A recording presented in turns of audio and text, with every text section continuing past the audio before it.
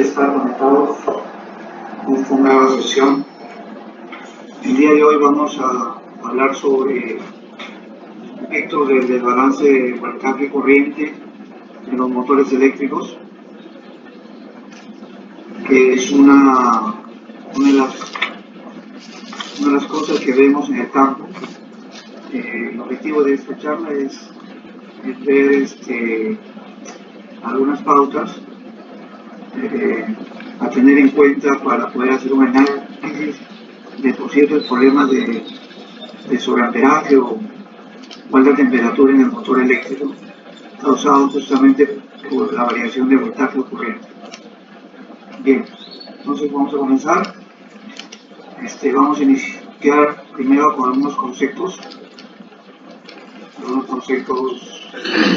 eléctricos, para cada uno de ellos.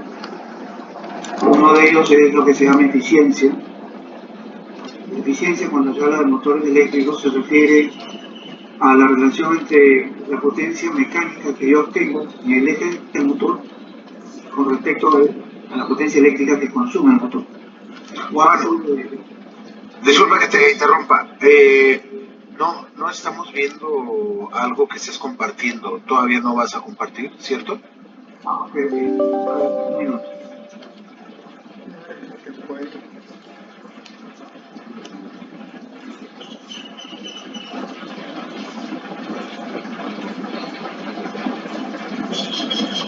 ¿Me dice cuando se ve? ¿Me dice cuando se ve, José? ¿Está cargando? Unos segunditos.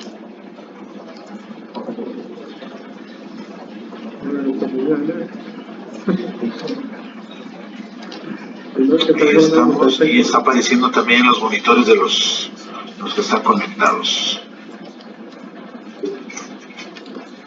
¿Dice cuando ya estamos? Listo, adelante. Ok. Mil disculpas. Bien. Decía que vamos a comenzar con los conceptos, algunos conceptos importantes para tener en cuenta este tema. El primer concepto es de eficiencia. Cuando se habla de eficiencia de un motor eléctrico se refiere a la energía mecánica que tenemos en el eje con respecto a la energía eléctrica que se suministró. Definitivamente toda la energía o la potencia eléctrica que recibe un motor, no toda esa energía se convierte en potencia mecánica, hay unas pérdidas. Es por eso que la relación entre ambos es lo que se llama eficiencia. Acá tenemos un gráfico que explica más claramente lo que digo, ¿no? Yo puedo suministrar una determinada potencia de energía eléctrica a un motor, va a haber pérdidas de este motor y lo que voy a lograr usar como potencia mecánica va a ser menor. Por ende, la relación entre esta potencia que yo voy a poder usar, esa potencia mecánica, y esa potencia eléctrica, a esa relación se llama eficiencia. ¿De qué va a depender esa eficiencia? Pues va a depender de su diseño, del material de construcción, de los valores nominales, la carga, de lo que va a mover, la calidad de energía, las condiciones en que va a operar, etc. Entonces, esa es la eficiencia. Ese es el concepto que tiene la eficiencia. El otro concepto que también tener claro es lo que se llama factor de potencia. El factor de potencia lo que mide es la eficiencia de consumo eléctrico que va a ser convertido en potencia útil o potencia activa. O sea, para explicarlo un poco más claro, en este gráfico tenemos, imagínense un carrito que vamos a jalar. ¿Okay? Si yo lo jalo a través de una cuerda, pero que no está horizontal, sino con cierto ángulo, la fuerza que yo aplico acá va a ser dividida en dos. Una que es la que realmente va a servir para jalar y otra que básicamente, por estar la cuerda inclinada, es para levantarlo. Entonces, cuando yo hablo de potencia útil, nos referimos a la fuerza o a la potencia que realmente me va a servir. Es lo que le llaman la potencia activa. Y la potencia que no me sirve es lo que le llaman la reactiva. La suma de ambas potencias es lo que llaman potencia aparente y es lo que nos miden las empresas eléctricas, sobre todo para el uso industrial. En el uso industrial, las empresas eléctricas miden la aparente y lo que verifican es que esa potencia reactiva sea la menor posible. Cuando esa potencia reactiva es alta, las empresas eléctricas lo que hacen es cobrar más por el uso de la. Por eso las empresas lo que tratan es de que este ángulo sea el menor posible. Y muchos habrán visto en las placas de los motores que aparece un coseno de phi o phi. El coseno de phi se refiere justamente a la inclinación que tiene de esta potencia, de esta relación de potencia aparente respecto a potencia activa. El máximo valor de phi es 1 y el mínimo es 0. Más de 1 no hay. Es el coseno de ese triángulo, potencia activa sobre potencia aparente. Lo ideal es 1, eso no se consigue, pero una de las cosas que se hace para poder aminorar este ángulo es usar condensadores en la línea de suministro. Eso se hace en las industrias generalmente para poder aminorar ese valor, porque esta potencia, repito, no es útil, pero igual no lo cobran las empresas eléctricas, sobre todo en el uso industrial. Y para tener, digamos, un poco más claro este concepto, imagínense un vaso de cerveza recién servido, donde el total del vaso, que es la cerveza encima, la espuma, viene a ser la potencia aparente, el total. Donde la espuma vendría a ser la potencia reactiva, lo que nosotros no vamos a tomar. Y la cerveza en sí, que está después de la espuma, viene a ser la potencia activa, lo que sí nosotros vamos a disfrutar. Entonces, ese es el concepto de factor de potencia. ¿Alguna pregunta, Sei? No, Juan, no hay preguntas. ¿Cuánto está la cerveza ya? Por eso es que le pongo aquí el precio de la cerveza. ¿Qué más tenemos? Tenemos el torque de arranque, que es el par a desarrollar para poder iniciar el movimiento del motor, romper la inercia del motor, ¿no? Ese valor de torque va a depender justamente de la potencia y de la velocidad del motor. Acá pueden ver un gráfico que indica lo que les digo. Inclusive hay una ecuación para poder hallar el torque que depende de la potencia y de la velocidad del motor. Bien. Después tenemos unos valores que encontramos en las placas de los motores. Uno es denominado el LRA, que como dice acá, el Local Rotor Ampere, que es la corriente del motor, o sea, la corriente que consume el motor para cuando va a iniciar el movimiento. Cuando el motor está sin movimiento, ¿cuál es la corriente que necesita para poder iniciar ese movimiento? Se entiende que estamos hablando con la carga del motor, en este caso acoplado a una compresora. Entonces hay un valor para eso. Y eso inclusive viene también en los datos del motor.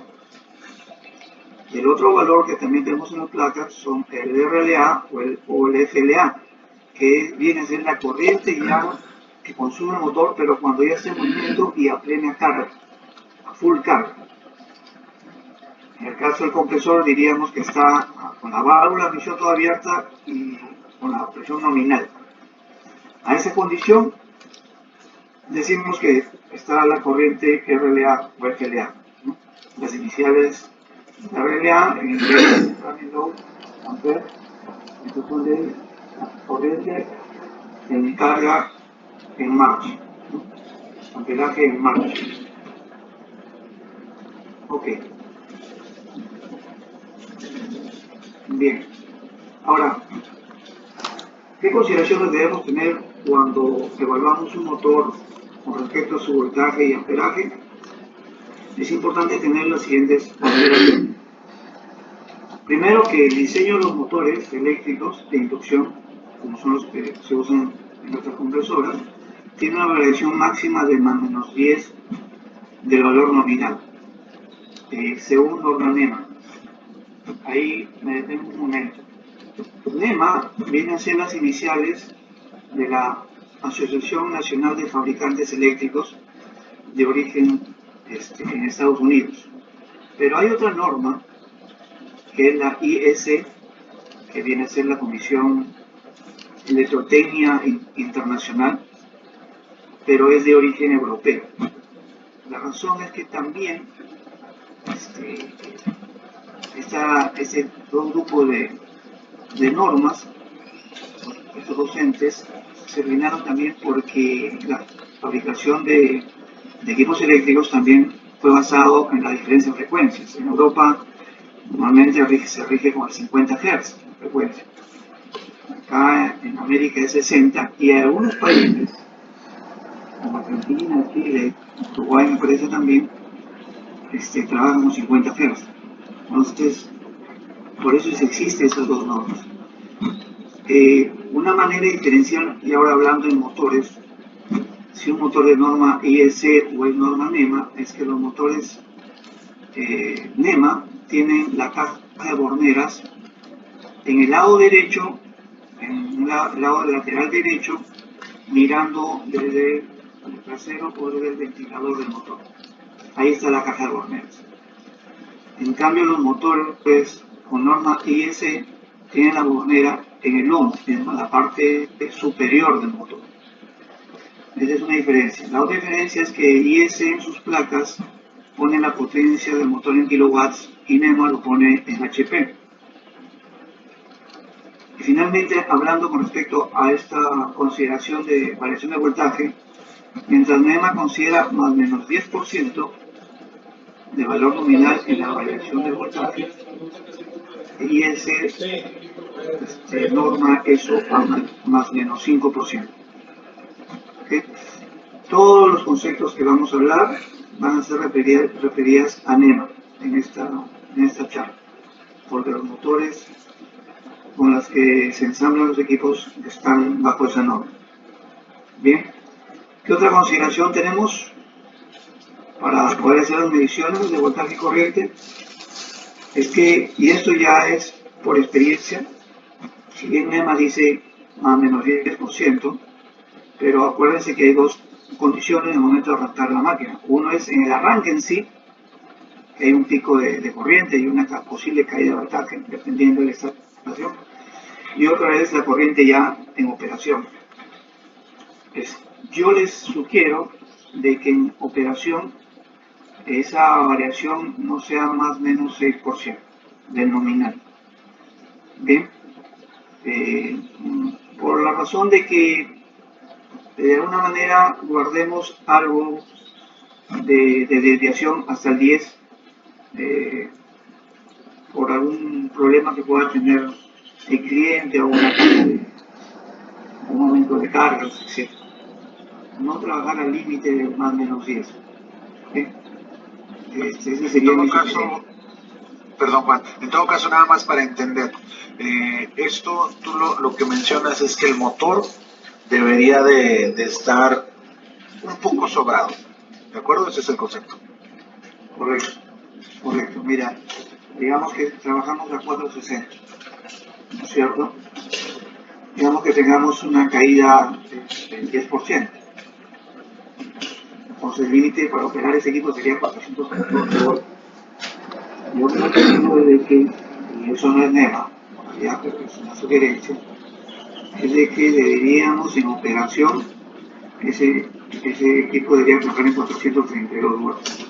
Pero al final, si se puede mejorar eso, porque al final ese suministro de buena hora, y si no, bueno, vayamos al límite que dice NEMA, que es más o menos 10%. Es una sugerencia, porque hay formas de mejorar el suministro. El cliente puede tener formas de mejorar el suministro.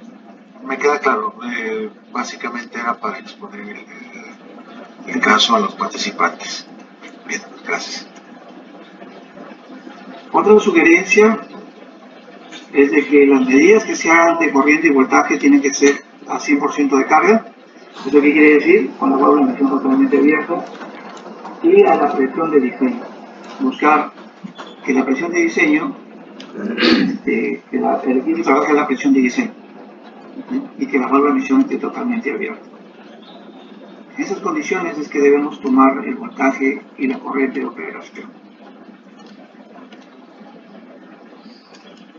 Una cosa muy importante es usar instrumentos de calidad y calibrados para poder tener valores confiables y no nos lleven pues a una errónea conclusión.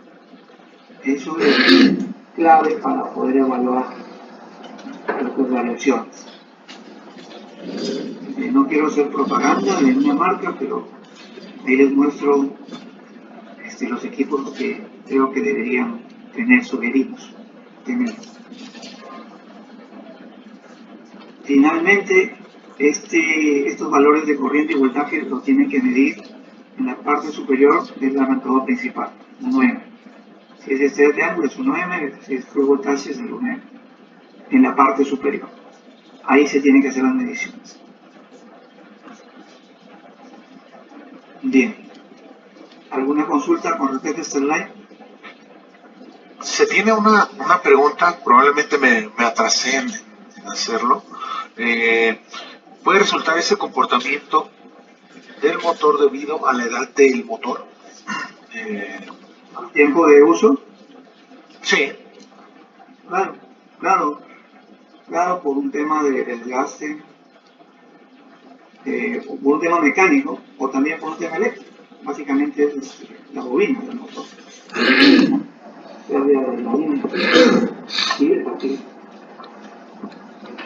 No hay más preguntas. Bien. Ahora, vamos a ver algunas causas del balance o variación de voltaje. ¿Qué ocasiona que haya una variación de voltaje? Bien, primero hay que quedar claro que esto es el suministro de potencia eléctrica al motor, así que estas causas generalmente son externas al equipo.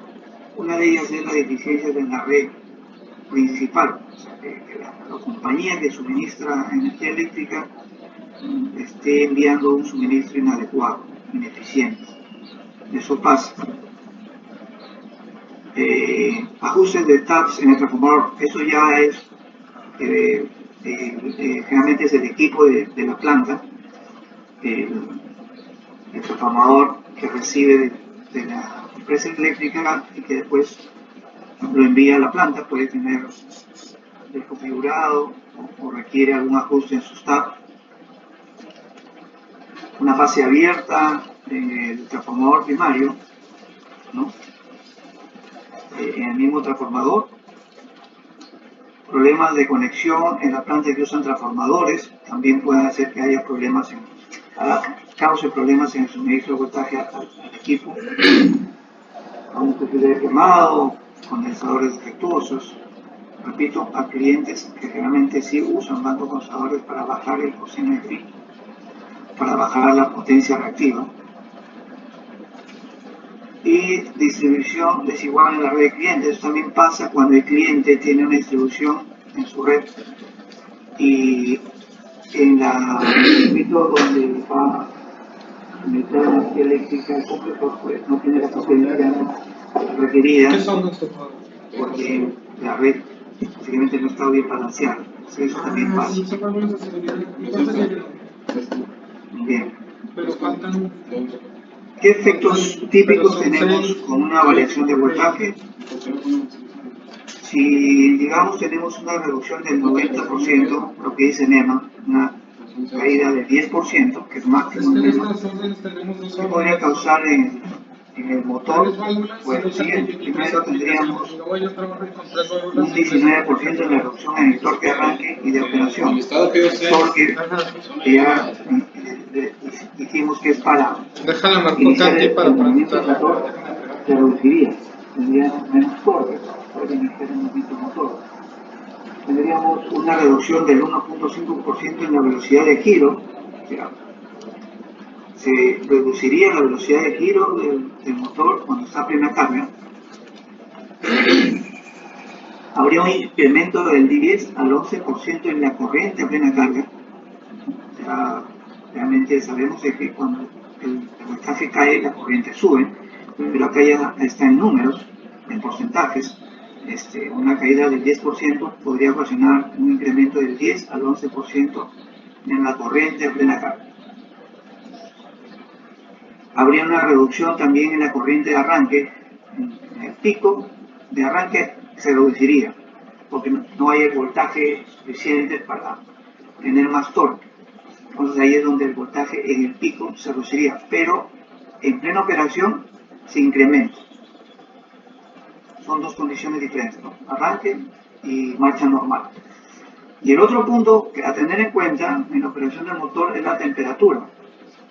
Si se reduce el voltaje, la temperatura, en 10% la temperatura se va a incrementar en un 6 a 7% centígrados, perdón, 6 a 7 grados centígrados o 11 a 13 grados Fahrenheit. Eso es el efecto que tendría en la bobina del motor, el aumento de temperatura que habría en la bobina del motor. Como verán, hay efectos, solamente con la variación de voltaje. En el 90%, que es el tope que NEMA recomienda tener como variación. Ok, ahora vamos a ir a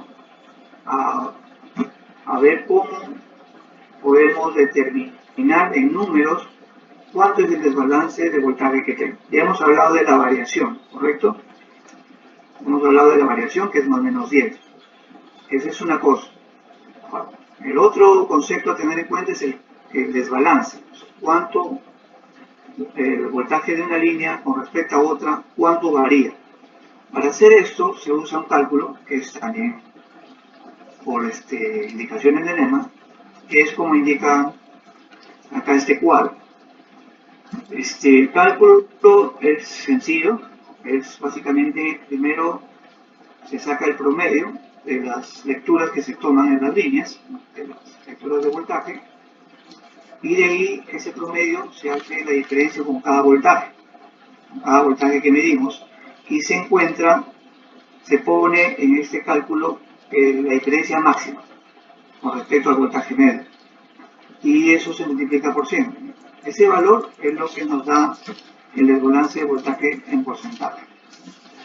Cuando vemos la diferencia entre voltaje promedio y el voltaje de cada línea, lo que importa al final es el valor absoluto.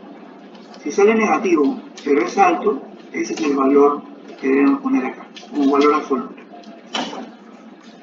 Les muestro como ejemplo este cálculo. Imaginemos un motor de 200 caballos que está a plena carga, como indicamos que se debe medir para hacer el cálculo de este desbalance, donde la línea 1 con la línea 2 miden 200 voltios AC. Bueno, se entiende que el motor es voltaje nominal 230. La línea 2 con L3 tiene 214 y la línea 1 con L3 tiene 210 voltios. Teniendo estos valores, yo lo que hago primero es determinar el promedio. Sumo los 3, lo divido entre 3 y me sale el promedio. En este ejemplo es 214.66.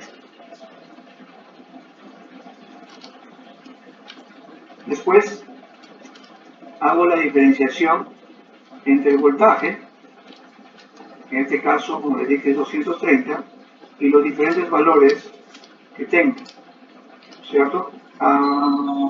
Perdón, 220 es el promedio. Disculpe. Entonces, entre los diferentes valores que tengo, puedo ver que la mayor diferencia la consigo con si tengo este de acá, la consigo con 220. 120 menos 214.66 me da 5.3334. Este es el máximo valor que yo tengo de diferencia entre el promedio y los valores de cada línea. Bien, ese valor lo divido entre el promedio, lo multiplico por 100, y en este caso el porcentaje de desbalance nos da 0,48. Hasta ahí es un número. ¿Alguna pregunta sobre este cálculo en sí, antes de entrar al concepto de que también nos sirve ese número? Ahora no se tiene una pregunta ahí en el chat. Porfa, si tienen alguna consulta, vayan escribiendo y lo vamos a ir compartiendo en los espacios que Juan pare en la presentación. Gracias. Continuamos, Juan. Bien, gracias. Ok. Entonces, ese valor que hemos determinado, lo debemos llevar a un cuadro determinado por NEMA también, donde hay una curva que determina cuál es el factor de corrección del motor con respecto al desbalance. Siguiendo con el ejemplo que vimos en la anterior slide, que el valor salió 2.48, si vamos hacia la curva y cortamos, y seguimos la línea horizontal, vemos que el factor de corrección en este caso es algo de 0,93. ¿Qué significa eso? Que el motor, que es de 200 caballos, con este desbalance, el 0,93 va realmente a ser no de 200 sino de 186 HP. Bien, este tipo de desbalance explica las razones por las cuales en ciertos casos de comisionados o de arranques iniciales el motor no logra llegar a su máxima corriente. Esto explica eso, si es que existiera este tipo de desbalance. Esa es una de las razones por la cual logramos llegar a la máxima corriente, pero sin llegar a la máxima presión. Ahora, ¿qué dice NEMA? NEMA dice que el máximo desbalance de suministro de voltaje a un motor bifásico no debería ser más o no debería exceder el 1%. ¿Ya? Para considerarse en condiciones de poder sostener la carga. Ya, como verán, el motor se vuelve ineficiente. Entonces, este dato es importante saberlo para poder explicarnos por qué razón nos está consumiendo más corriente. ¿Alguna pregunta de este slide y del concepto de desbalance? No hay preguntas ahora, Juan. Okay. Bien, entonces está claro que el desbalance de voltaje puede, en apariencia, o bueno, no apariencia, sino realmente me puede disminuir la potencia nominal del motor. En este caso se degrada. Bien, ahora les voy a mostrar un cuadro ya completo del desbalance de voltaje. Bueno, antes de enseñarles el cuadro, quería mostrarles según el desbalance qué tanto varían los parámetros de operación del motor. Con 1%, que es lo que NEMA recomienda de desbalance de voltaje, el efecto que tendríamos, uno, es que una pequeña reducción en la velocidad de giro, una ligera reducción, un 2% de reducción en la eficiencia del motor, la energía eléctrica que se recibe y que se va a convertir en potencia mecánica, pues va a tener una reducción del 2%, es menos eficiente. La corriente a plena carga se va a incrementar en un 1.5%, eso es lo que les indicaba, hay un incremento de corriente. Hay un 2% de aumento de la temperatura a plena carga. También aumenta la temperatura con ese desbalance de voltaje. Bien, estos son, digamos, los efectos que con el 1% de balance de voltaje, que ya sabemos cómo calcular, es lo que sucedería con el motor que estemos evaluando. Que para NEMA hasta ahí es tolerable.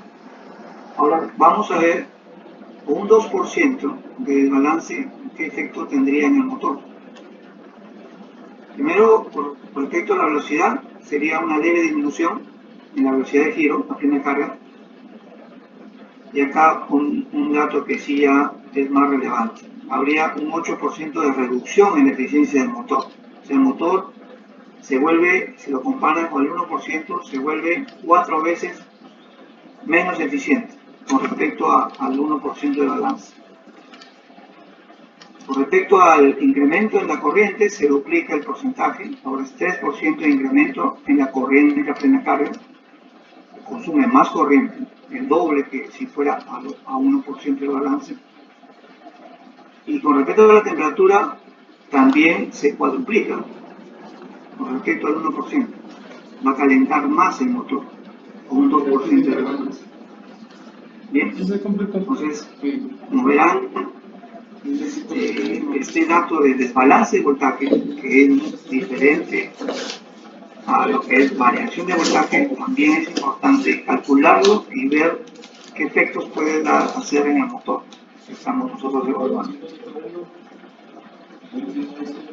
Ok, este cuadro, que es también la información que entrega NEMA, también la información que manejan los fabricantes de motores, es un cuadro bien completo en donde en la fila superior están todos los parámetros que se miden en el motor, en un motor eléctrico, ¿no? Por ejemplo, acá el torque máximo en el arranque, ¿no? La velocidad de sincronización, el deslizamiento de velocidades, la velocidad a full carga, la eficiencia a full carga, 3/4 o a media, que es como se evalúan los motores, el factor de potencia o coseno phi, que explicamos el concepto de las condiciones, y después la corriente a plena carga, la corriente en el arranque y la temperatura que se alcanza en plena carga. Estos son los parámetros de un motor.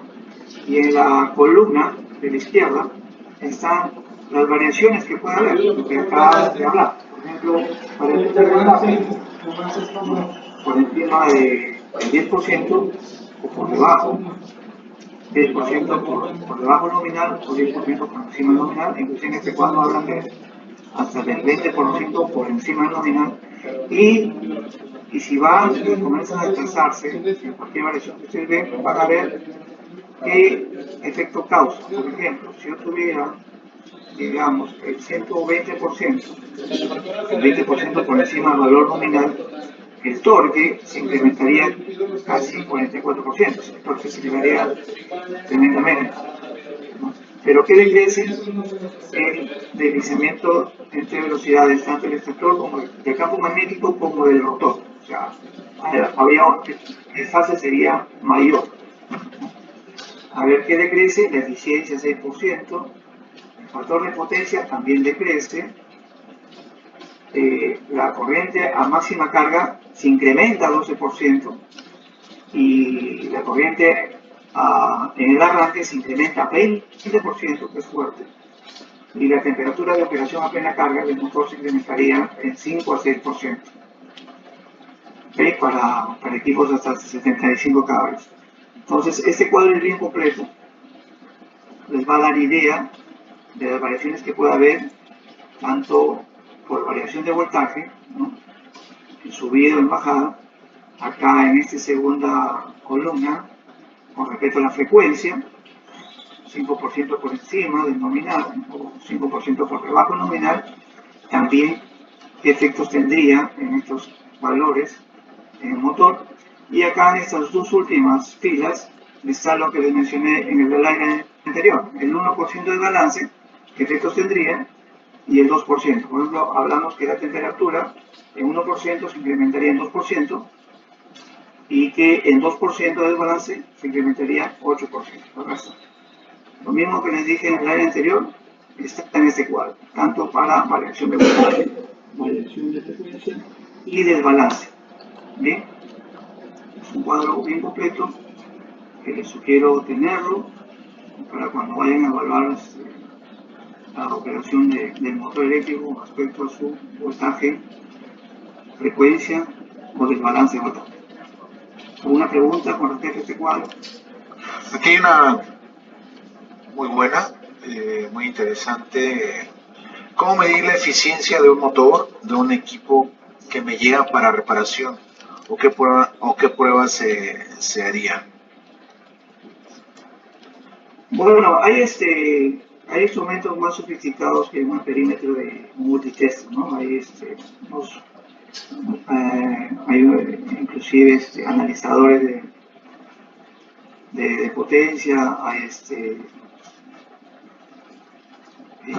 equipos que usan los especialistas en motores para poder analizar el factor de potencia o poder medir el factor de potencia. Esos instrumentos sí existen. Realmente lo usan, pero repito, ya que son especializados en motores. Para nosotros, digamos, el amperímetro y el multitester serían el inicio de determinar si el problema está en el motor, o inclusive vamos a ver más adelante, o si está en el suministro del cliente. Ya, si queremos ya evaluar el motor en sí, si es que se determina que el motor en sí tiene problemas, pues ya entraríamos a trabajar con este tipo de ya para más profesional especializado. Sí, yo creo, como complemento, yo creo que si alguno de los distribuidores aquí conectados tiene alguna distribución o es especialista en la reparación de motores, ustedes lo van a saber. Son todas las herramientas ¿qué tipo de herramientas son las requeridas? Generalmente lo que hacemos es derivar ese trabajo a especialistas, a talleres que incluso tienen certificaciones para poder hacer este tipo de trabajos en el motor, ¿de acuerdo? Y en el sitio, porque todo esto que está mencionando Juan Aguirre es para hacer pruebas en sitio. Entonces ya en sitio tener confirmación de que el voltaje nos llega de manera correcta en las 3 fases, de cuando consume el equipo, ya cuando el compresor está a full carga, saber cuánta corriente está tomando por cada una de las fases y poder hacer este estudio que es muy simple lo que está mencionando Juan. Tiene unas tablas, tiene mucha información de lo que nos vamos a o podríamos encontrarnos en el sitio dependiendo de las condiciones. Así que más bien esto sería, si hay una reparación, dejárselo al taller especialista, a la persona certificada. Si hay algún tema que medir en el sitio, bueno, a veces nos tenemos que apoyar, por algunos casos que ha habido, nos vamos a tener que apoyar con un especialista, gente que pueda hacer estas mediciones en el sitio, para poder determinar si es el suministro o si es la máquina en sí. ¿De acuerdo? Además de que se necesitan, como bien Juan lo menciona, herramientas especiales donde podamos medir no solamente corriente y voltaje, sino medir todo lo que habla al respecto de las potencias. Así que por ahí sería la respuesta. Juan, hay otra pregunta, dice, ¿cómo se logra un nivel cero de desbalance de voltaje? Esto para aplicar una solución a un cliente que lo pida.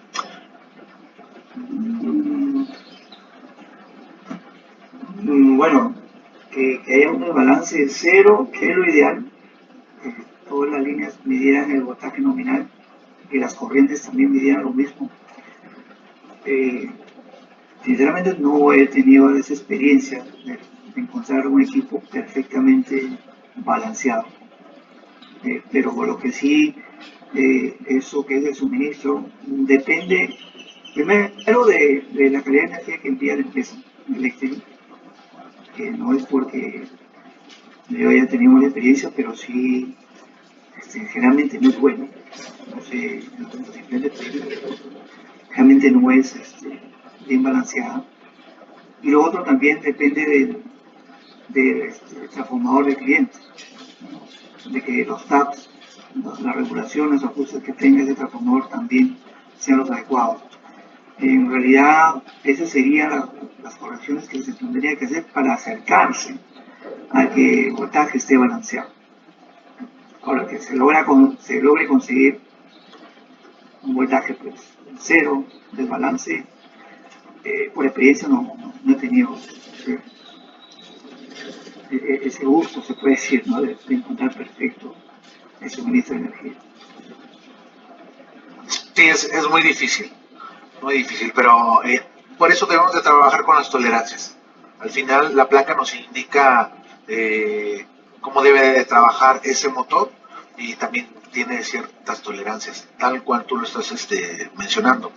Hay un comentario acá, no es una pregunta, es un instrumento que se puede utilizar, es un Flux 434, que es un analizador de energía, pero es costoso. Efectivamente, este tipo de analizadores, ya cuando tenemos una necesidad de hacer un análisis, es por eso lo diríamos, lo derivamos a compañías que se dediquen a esto, porque tienen todos los equipos necesarios, además de que tiene un costo que quizá nos represente para la distribución, para el distribuidor, algo muy elevado, y quizá vaya, no tengamos como ir al sitio a hacer las medidas pertinentes ni la experiencia. Entonces lo que hacemos es buscar a personal en sitio, compañías en sitio que nos puedan apoyar con un análisis de este tipo, que sería más detallado y ya bien explicado para el cliente, incluso con las soluciones para ese sistema. No hay más preguntas, Juan. Ok. Sí, es correcto.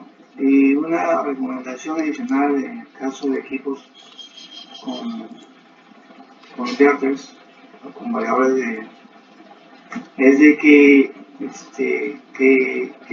tiene un comportamiento diferente a lo que estamos hablando en estos momentos. En todo caso, ciertas diferencias. Es de que si hay alguna duda en que después de hacer estas mediciones iniciales, o estas son iniciales de campo, de la calidad de energía del cliente, también hay empresas que se dedican a lo que es auditoría de energía, que justamente tienen ese tipo de instrumentos que acaba de mencionar José, analizadores de energía, y que determinan finalmente cómo es la energía del cliente y las recomendaciones que tendría que hacer el cliente para mejorar esa energía, porque sobre todo en equipos con variadores, pues eso puede ir en contra de la operación de ese equipo en el tiempo. Esa sería una recomendación. Hay empresas que se dedican a ver la calidad de energía y justamente de esos debemos nosotros apalancarnos para poder evitar problemas futuros en el equipo. Bien. Ok, continuamos. Lo mismo que hemos visto en el cuadro anterior se puede ver en este diagrama. Es exactamente lo mismo. ¿Sí? Pero acá se ve, como se dice, a golpe de vista. Estas son diferentes curvas. Acá está el porcentaje de variación de voltaje, perdón. Estos son los porcentajes de cambios en el rendimiento del motor. Acá, por ejemplo, pueden ver la curva de la corriente a full carga, cómo va. Como ejemplo, si yo tengo mayor variación al 10%, sube 10% el voltaje nominal,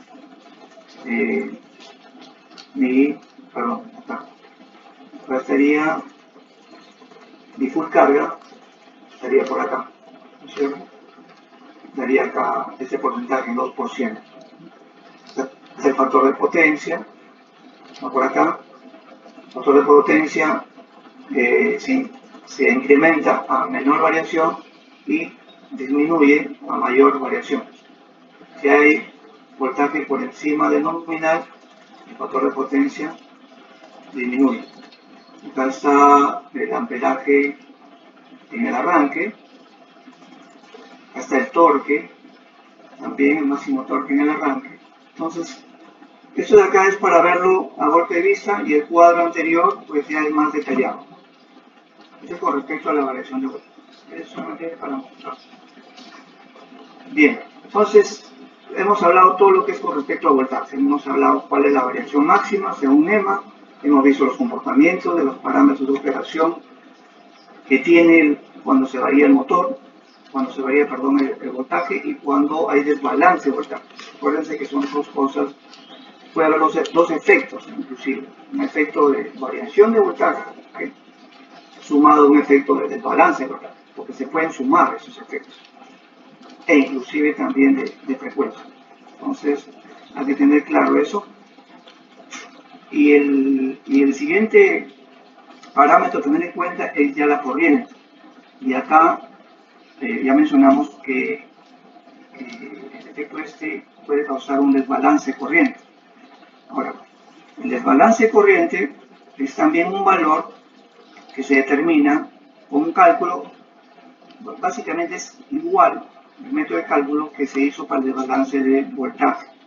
La única diferencia es que en vez de anotar valores de voltaje, vamos a anotar valores de corriente. Corriente de la línea 1, la línea 2 y la línea 3. Sacamos el promedio y de ahí vemos cuál es la máxima diferencia de ese promedio con respecto a cada línea.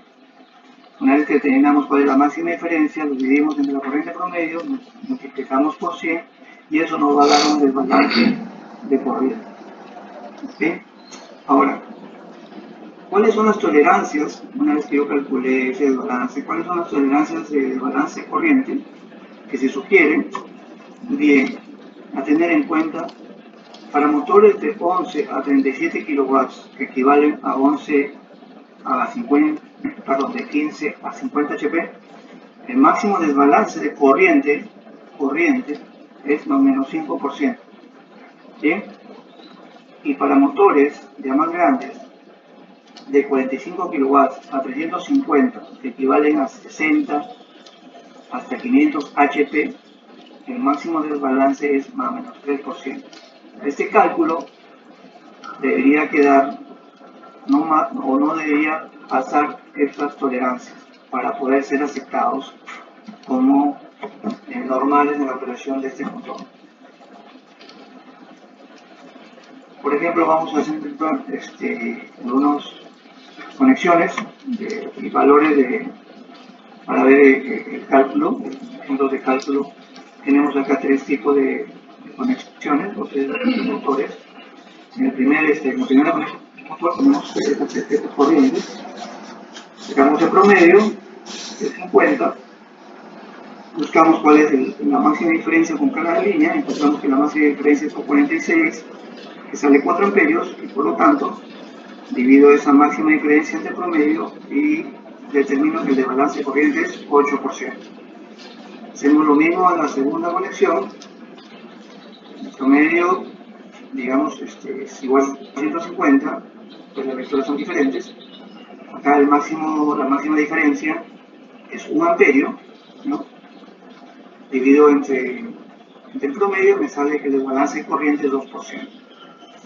Y si voy a una tercera conexión, con el mismo motor, vemos que el desbalance, siguiendo los mismos ejemplos, el desbalance es 4%. Bien, entonces tenemos, digamos, la misma conexión, pero a diferentes tipos de desbalance de corriente, ¿no? 8, 2 y 4. Según lo indicado, si nosotros tuviéramos, según lo indicado respecto a las tolerancias, si nosotros tuviéramos un motor con la primera conexión, con un desbalance de corriente de 8%, pues no sería aceptable ni para un motor de menos de 50, ni para un motor de 60 para 500. No sería aceptable. Si tuviéramos un motor con un desbalance de 2%, pues sería aceptable tanto para un motor entre 15 a 50 HP o para un motor de 60 a 500 HP. Si tuviéramos un desbalance de 4%, pues sería aceptable para un motor de menos de 50, pero no sería aceptable para un motor de más de 60 caballos. ¿Bien?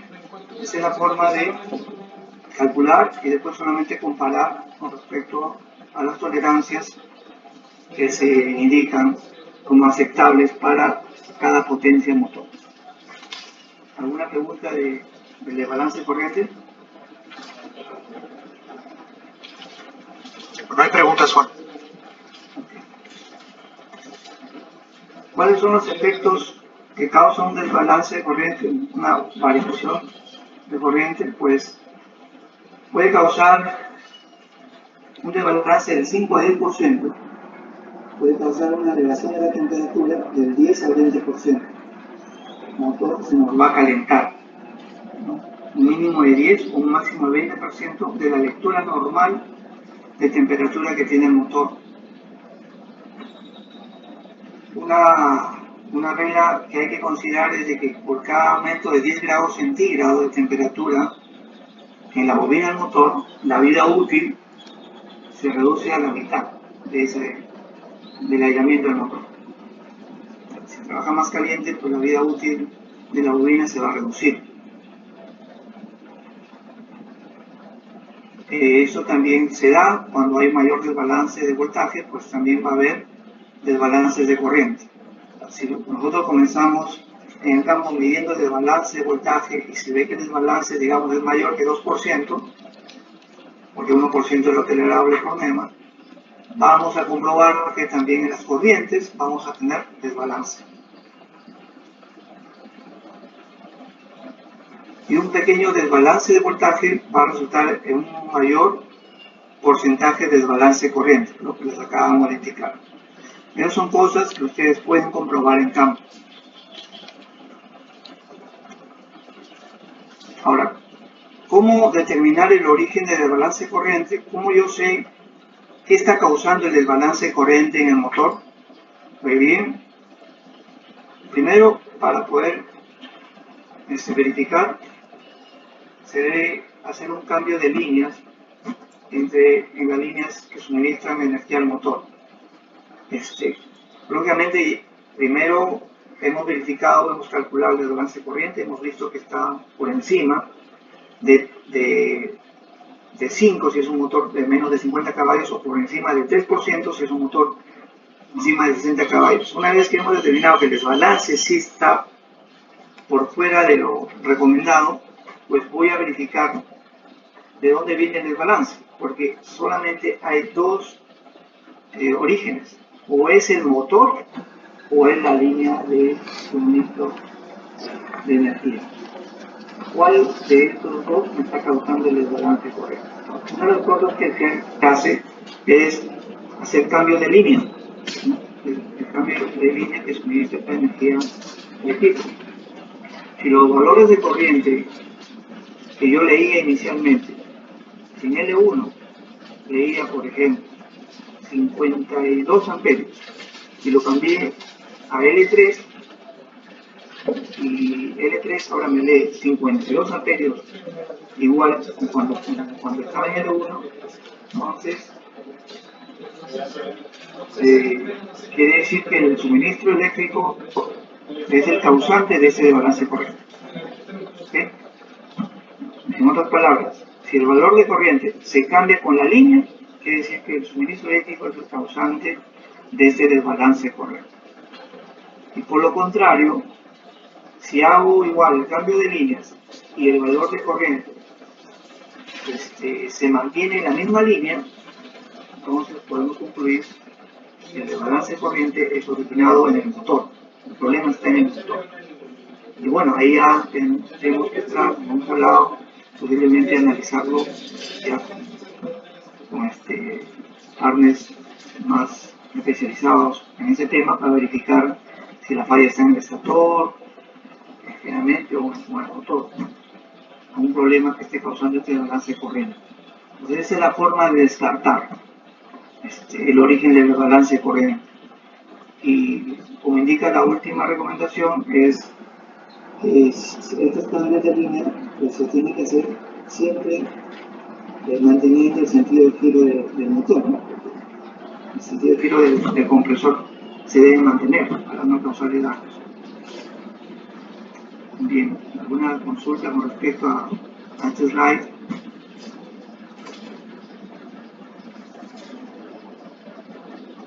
No, Juan, no hay preguntas. Ahí Daniel nos está compartiendo un link para mirar el instrumento de medición, pero no hay preguntas. Continuamos. Perfecto.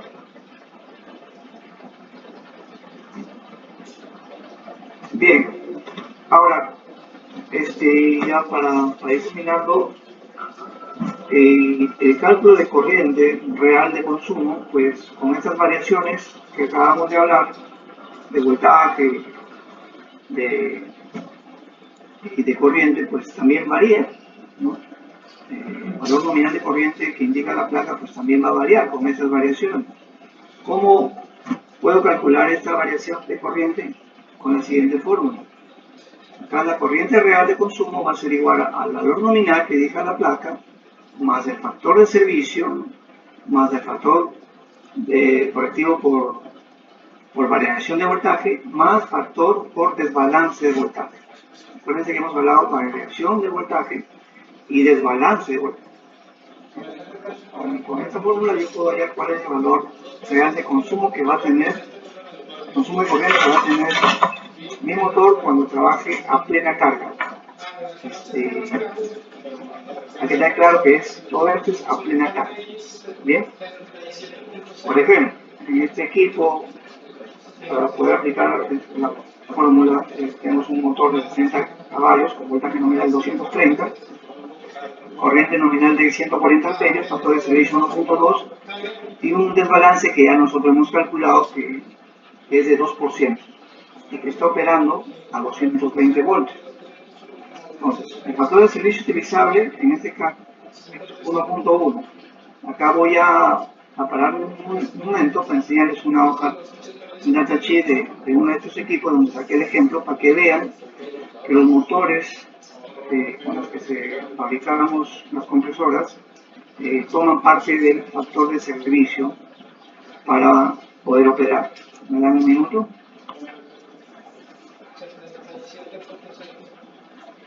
Bien.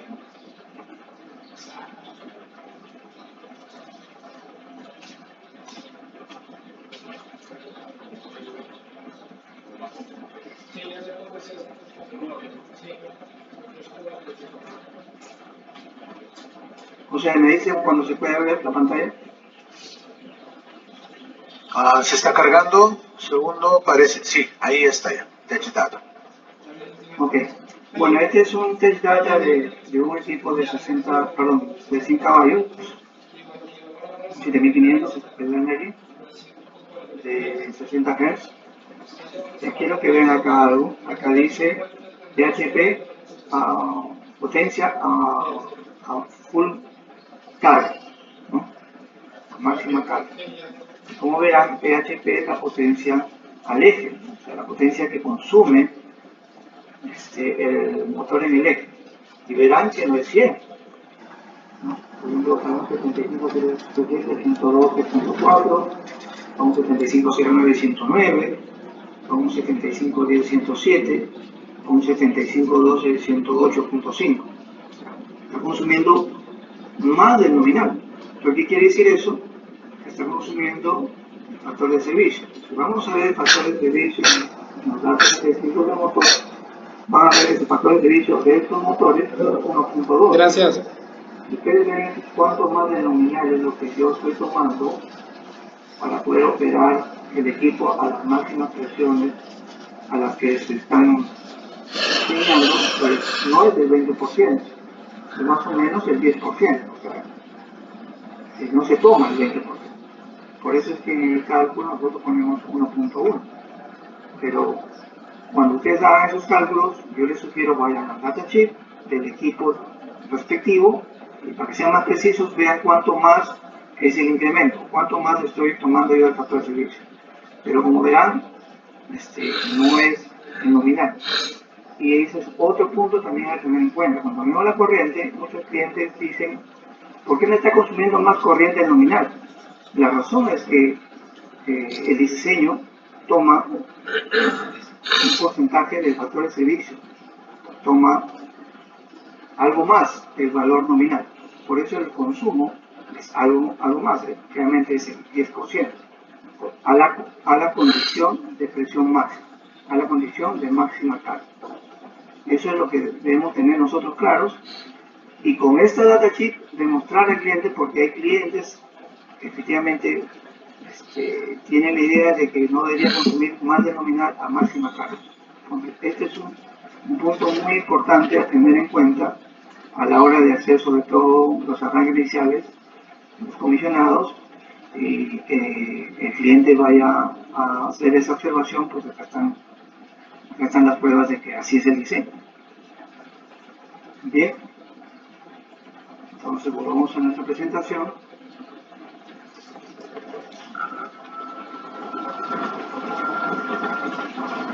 Juan, se tiene una pregunta, te lo voy haciendo. Dice, considerando las variaciones expuestas, ¿se podría calcular el efecto de reducción de la vida útil del equipo? ¿Está hablando del motor o de todo el equipo? Sí, de alguna manera asumo que sería el motor. Lo que estamos exponiendo... A ver, espera, vuelve a escribir y dice equipo.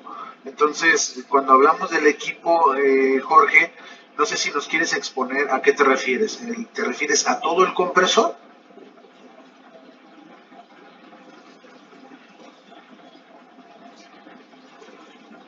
Sí, se refiere a todo el compresor. Estoy pensando en una condición. Bueno, básicamente esto es aplicado, esta presentación de Juan Aguirre está aplicada a lo que son motores. Es difícil determinar una vida útil del compresor bajo estas condiciones, porque recuerden, esto es la parte eléctrica, vamos a decirlo de esa manera, la parte electromecánica del compresor, y lo que le sigue es la parte mecánica. O sea, ese es el que mueve al compresor, y el compresor es el que recibe la fuerza de este motor. Entonces sería muy difícil dimensionar tu pregunta, ¿no? O dimensionar una respuesta para tu pregunta. Entonces, perdón, está cambiando un poco, reformulando, y dice, entonces, ¿cómo afectaría la vida útil del motor? Que creo que es algo que vas a explicar un poco más adelante, ¿no? Bueno, lo que sí, depende para poder ir relacionando los efectos que tiene el motor con temas de voltaje y corriente, relacionándolo con el comportamiento del compresor, más que la vida útil, con el comportamiento, es que definitivamente el ser afectado el motor por estas variaciones también va a afectar en el comportamiento del motor. Por ejemplo, hemos hablado de reducción de velocidad en la carga. Acuérdense que la entrega de aire de un compresor depende de la velocidad de giro del motor. Entonces, de ahí hay un efecto, ¿correcto? Otro efecto posiblemente sean los arranques. Va a haber posiblemente equipos en que el arranque no va a poder ser hecho fácilmente. Posiblemente salten las protecciones del equipo, el breaker del equipo, porque no por el compresor. Y eso es una cosa, por ejemplo, que muchas veces los clientes confunden, ¿no? El equipo nuevo, ¿por qué me está saltando de allá de protección? Pues porque simplemente, y muy posiblemente, la mayoría de los casos es porque la energía que está entregando, que se está dando a ese equipo, pues no es la requerida, ¿no? Entonces, en la vida útil del equipo como equipo no vemos un efecto, pero sí en su comportamiento, en el comportamiento ya de la parte que viene después del eje del motor, que viene a ser el compresor y lo demás. En el comportamiento del compresor, si por ejemplo, lo que acabamos de mencionar, que no pueda llegar a la presión máxima, si es que no salte el relay. ¿Por qué? Porque está desbalanceada el voltaje, porque tiene desbalanceada la corriente. Entonces no logra llegar a su máxima presión, a su presión de diseño. Llega a una menor presión. Porque si nosotros tratamos que llegue a su máxima presión, pues va a salir por encima de la presión máxima para la cual está diseñado. Ese tipo de cosas. Más que todo es el comportamiento de operación, que es el efecto que puede tener el compresor. ¿Alguna más?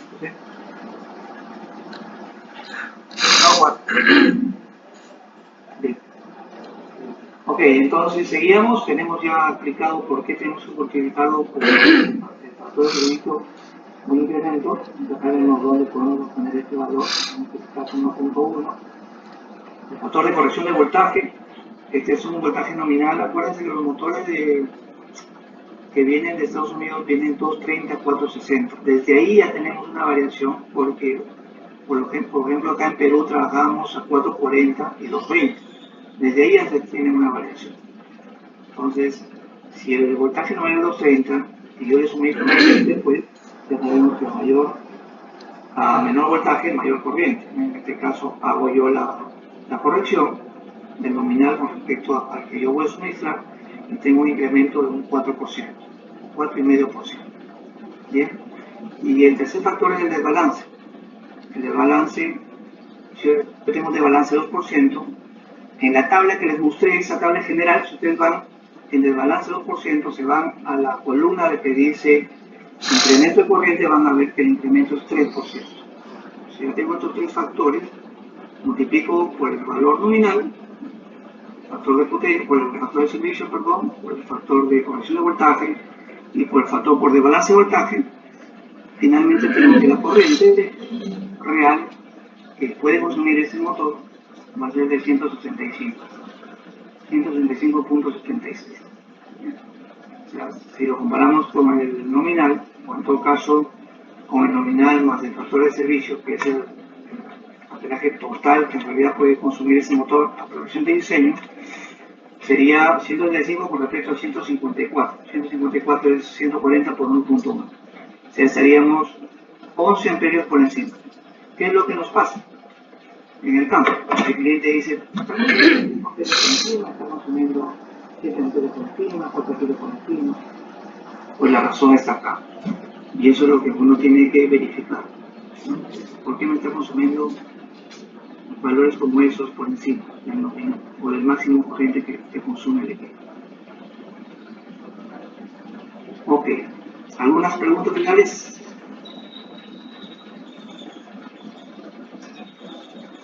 No, Juan, no hay preguntas ahora, así que... Bueno, supongo que he sido claro. No me he dejado dudas, pero habrá tiempo para que se puedan hacer las consultas.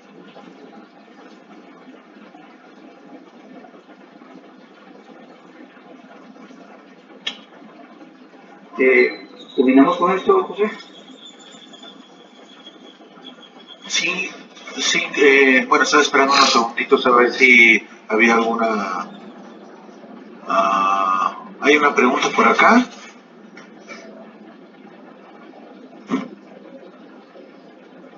Dice, ¿podría ser que aparte del balance, la temperatura del ambiente afecte? Correcto, a la temperatura del motor, sí.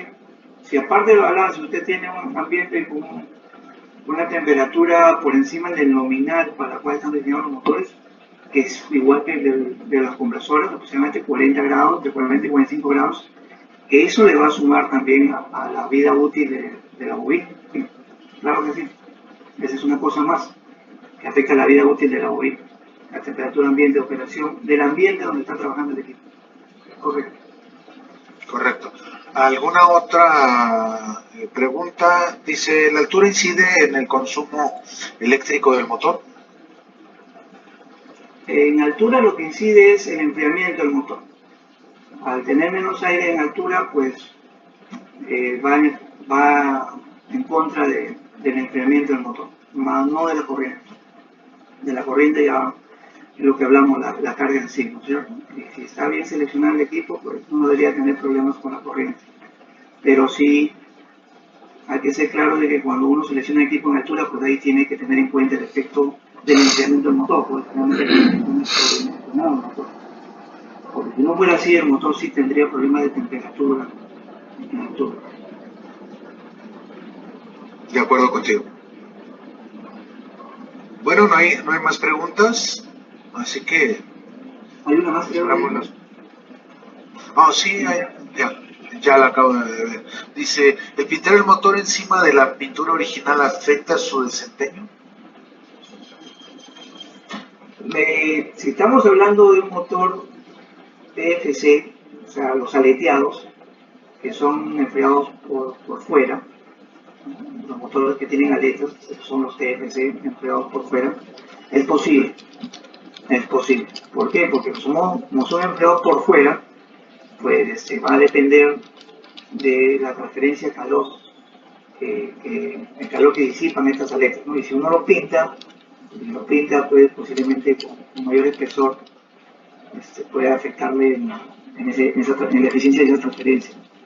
En cambio, en los motores tipo ODP, donde el aire de enfriamiento está en contacto directo con la bobina, pues no tiene un efecto. Ya, correcto. Los llamados abiertos y llamados cerrados. Motores abiertos y cerrados. El abierto, el propio ventilador del motor está haciendo su función a través del embobinado en la parte interna, y el cerrado, a través de las aletas que tú mencionas, está disipando. Igual un motor lo está ventilando, igual un ventilador está mandando aire, pero esto es a través del cuerpo del motor. Hay otra pregunta por acá, dice recomendaciones para fechas de mantenimiento de los motores eléctricos. Ok. Bueno, creo que estamos claros que Solar no fabrica motores. Solar compra motores de marcas reconocidas, y generalmente todos los motores en promedio tienen un tiempo o un periodo en el cual hay que hacerle mantenimiento, ¿no?, mecánico y eléctrico. Ese promedio es de 3 a 5 años aproximadamente. De 3 a 5 años. ¿No? El mantenimiento mecánico consiste en cambiar rodajes, balancear el rotor, ¿okay? Ver las ranuras, generalmente son motores de tabla de arriba, y en el extractor, pues rebarnizar, limpiar, rebarnizar, estufar. Esos son los procedimientos que se hacen en los motores, y el promedio de 3 a 5 años.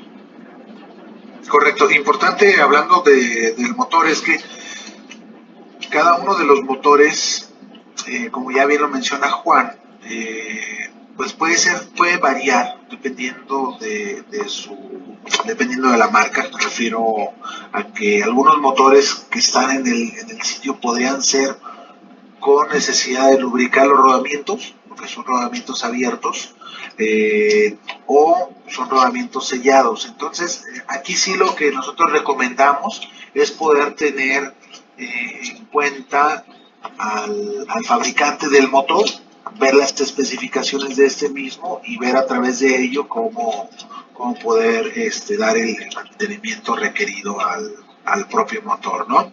Entonces, solamente sería un complemento. Es correcto. Inclusive, bueno, realmente los equipos de mayor potencia, que son con engrase, inclusive para el engrase hay que tener en cuenta la cantidad de grasa que hay que echar en cada rodaje. Generalmente en los motores que se engrasan, en la placa viene la cantidad de grasa que se echa. Entonces eso es muy importante, porque a veces se sobreengrasa y eso origina calentamientos y falla en los rodajes. Pero bueno, es un tema que posiblemente toquemos en algún momento, lo que corresponde a motores eléctricos. Sí, de acuerdo. Ahí en la placa generalmente le ponen tipo de grasa, cantidad de grasa, y previo a esto, pues el tipo de rodamiento, ¿no? Saber si es cerrado o es abierto. Sí, dice, ¿cada cuándo se puede revisar la vibración de rodamientos? Yo sugeriría cada vez que le haga mantenimiento, cada 2000 horas. Debería ser un plus, algo de una actividad adicional al mantenimiento que se hace el equipo, verificar la vibración de los rodamientos, ¿no? Inclusive, ahí sí me ayudas tú, José. Soler suministra este tipo de herramientas que se usa para poder tomar vibraciones del motor. Así es. Sí, así es. Haciendo un paréntesis, es que Soler tiene una herramienta ya seleccionada del mercado, donde esta herramienta Soler la puede proveer y nos da Soler los máximos y mínimos ya programados. Entonces, ustedes lo pueden llevar al sitio como tester donde puedan hacer una evaluación rápida. Esto les toma, un compresor lubricado, sea de una o dos etapas, les puede tomar 5 o 6 minutos. Así que en cada mantenimiento yo estoy de acuerdo. Un plus de nuestro servicio profesional debería de ser a través de mirar cómo están esos rodamientos. Entonces, una vez que estamos haciendo esto, ahí nos indica el aparato si está, hace como un check previo. No nos da mucha información, pero nos dice en qué condiciones está, si son favorables o no son favorables. A través de ello poder tomar una decisión. Si no son favorables estas mediciones, Schuler no hace ningún cobro al respecto del análisis, ¿de acuerdo?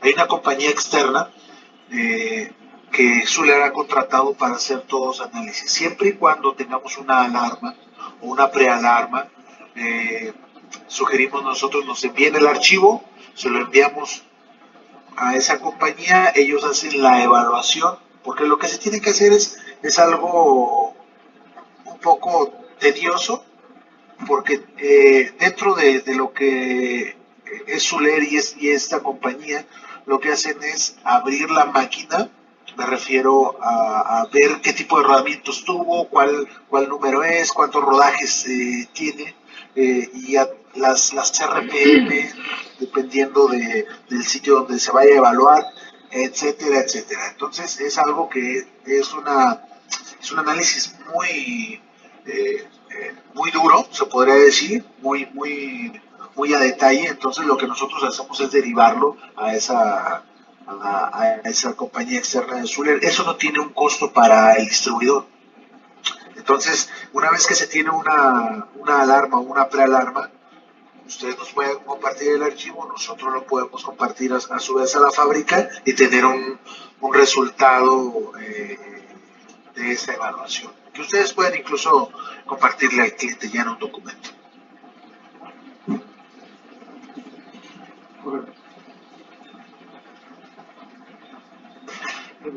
Bueno, no hay más preguntas. Señores, un gusto escucharles. Por mi parte, José Navarro, hablamos en un rato más. Me toca exponer otro tema, así que bien. Gracias.